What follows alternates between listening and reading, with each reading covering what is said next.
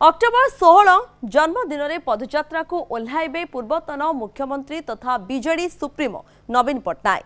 Bhubaneswar Ganganagar ward number 52 रे जनसंपर्क पदयात्रा करेंगे नवीन। आही अवसर में दलर कर्मी माने नवीन को जन्मदिन शुभेच्छा जणाइबे। एने भुवनेश्वर जिला बीजेडी पक्षरु प्रस्तुति एसओएस विलेज जाई पिलांकु मिष्टान्न बंटन करेंगे नवीन। एने सूचना देइछंती भुवनेश्वर जिला बीजेडी सभापति अशोक पंडा।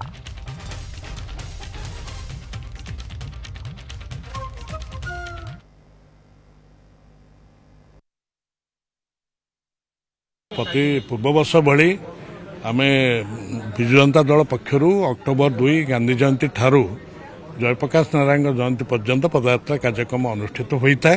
ये मनमरे जो अक्टोबर 16 तारीख दिन एकाम निर्वाचन मंडली 52 नंबर वार्ड गंगानगर अंचल पदयात्रा कार्यक्रम दल पाखु